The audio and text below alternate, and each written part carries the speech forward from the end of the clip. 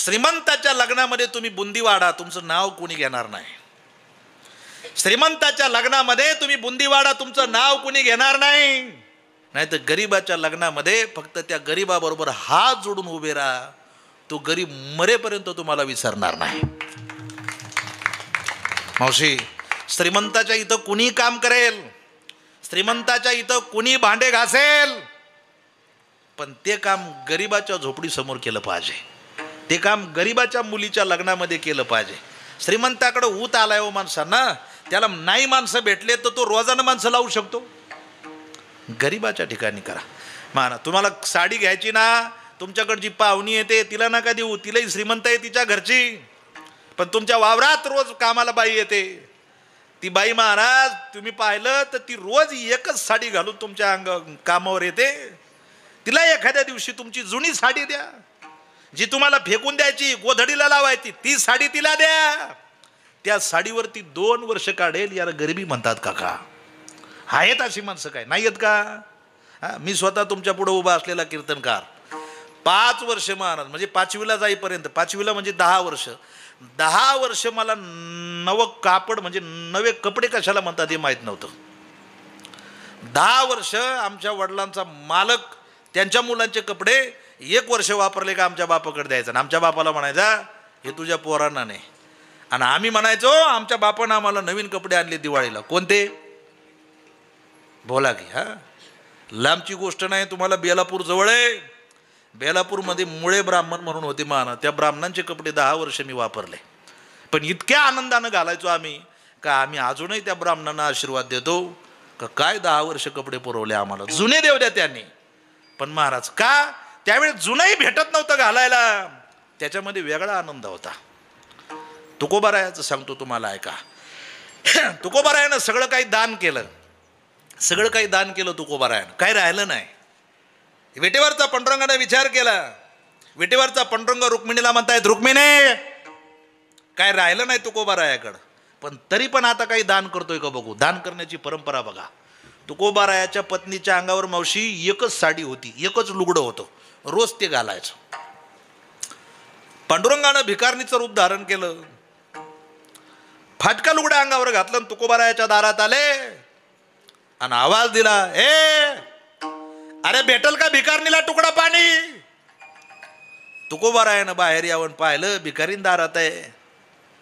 तुकोबारायानं भिकारणीकडे पाहिलं आणि तुकोबाराया भिकारणीला म्हणतात मावशे थोडी उशिरा आली तू, काय राहिलं नाही माझ्याकडं, हे बघ मी हाया असा काय राहिलं नाही. पांडुरंग होते ते.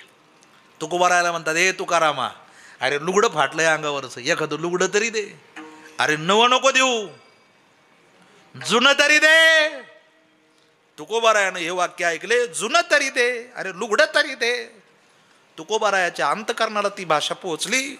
तुकोबाराय म्हणले लुगडंच मागते, जुनं मागते ना.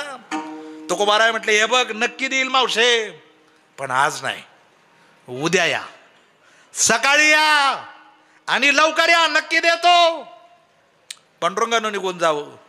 रुक्मिणी आई साहेब पांडुरंगाला विनंती करते, पांडुरंगाला म्हणते देवा नका जाऊ परीक्षा बघायला. दुसऱ्या दिवशी पांडुरंगानं परत भिकारणीचं रूप धारण करावं, परत सकाळच्या वेळेला तुकोबारायाच्या दारात येऊन उभा राहावं आणि तुकोबारायाला आवाज देते हे तुकारामा अरे भेटल का नाही लुगडं. तुकोबारायानं गपदिशी बाहेर येऊन तुकोबारायानं सांगितलं हो आवाज करू नका, नक्की भेटेल. काय दान करण्याची परंपरा होती महाराज, नक्की भेटेल, आवाज करू नका. तुकोबारायाची पत्नी जिजाई मोरीमध्ये स्नान करण्याकरता गेली होती. महिला मंडळ मोरीवर लुगडं टाकलेलं होतं. तुकोबारायानं मोरीच्या मागच्या बाजूनं जावं काका, एकुलता एक लुगडं ओढावं. लुगडं ओढताना रुक्मिणी आई साहेबांनी पाहिलं तर रुक्मिणीच्या डोळ्यात पाणी आलं, विटेवरच्या पांडुरंगाच्या डोळ्यातून खळकन पाणी आलं. धन्य आहे तुकोबा, धन्य आहे तुझी दान करण्याची परंपरा. पत्नीचं लुगडं ओढताना एवढा सुद्धा विचार केला नाही का माझी पत्नी काय परिधान करेल. ते लुगडं आणलं आणि पांडुरंगाच्या त्या भिकारणीच्या हातावर टेकवलं तर भिकारणीच्या वेशात आलेला पांडुरंग लट लट लट लट कापत होता, डोळ्यातून पाणी टपटप पडत होतं. तुकोबाराय पांडुरंगाला विचारतायत का रडता देवा, का रडता देवा. पांडुरंग मनात म्हणतायत धन्य आहे तुकोबा.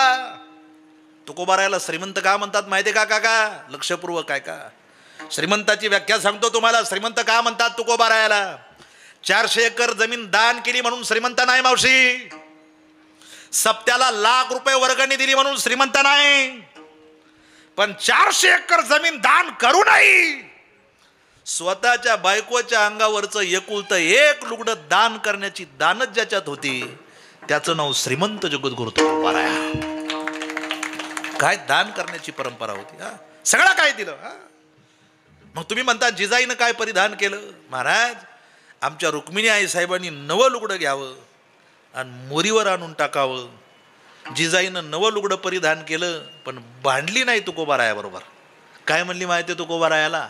तुकाराम महाराज, अहो भिकारणीला जुनं दान करूस तर नवं दान केलं असतं तर ज्यादा पुण्य भेटलं असतं. काय विचार होते महाराज. मी म्हणतो ती जिजाई ना आत्ताची जिजी. कपाटभर साड्या आहेत आपल्याकडं, आहेत का? पेटवले तर त्याच्यात जळाया बसली. सरपणाची सुद्धा गरज पडायची नाही. मेल्यानंतर तुझी साडी तुझी सून सुद्धा घालत नाही. मेल्यानंतर तुझी साडी तुझी लेक सुद्धा घालत नाही. ते म्हणतात नको भूत लागणीचं. गंगेत नेऊन टाकतायत. मग आहे तोपर्यंत द्या ना. ज्याला घालायला नाही तुमची जुनी साडी एखादा इतका आनंद देईल त्याच्या चेहऱ्यावर. आपला जुना ड्रेस आहे एखादा आपण वर्षभरच वापरलाय, द्या एखाद्याला ज्याला येतोय तो. त्याच्या चेहऱ्यावरचा हसू हा सर्वात महत्वाचा तुमचा परमार्थ आहे. हे सर्वात महत्वाचं तुमचं दान आहे काका. तुकोबा रायानं हे पिंडदानाच्या मुळे केलंय. वस्त्रदान, याला वस्त्रदान म्हणतात. असो, सगळ्यात शेवटचं दान सांगितलंय पिंडदानाच्या दिवशी अन्नदान. जो माणूस गेलाय त्याच्या नावानं अन्नदान करावं. आता हा परिवार राहुलच्या नावानं जो अन्नदान करतोय, आता हे खूप महत्वाचं दान आहे. पितरपाठ आहे आता आमचा पवन सागर. लय मोठं पुण्य आहे महाराज हे पितरपाठात अन्नदानाचं. कारण पहिलं पितरपाठामध्ये लोक 50-50 लोक जीव घालायचे. आता जाऊ द्या, आता लोक उपास करू मध्ये एकच लोक जीव घालतात. पण पहिलं पितरपाठात अन्नदान करावं म्हणतात.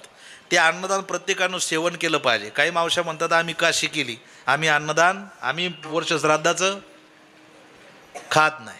तू खात नाही हीच लई मोठी काशी आहे. असं लिहिलंय का कुठं खाऊ नये? असं लिहिलंय का कुठे?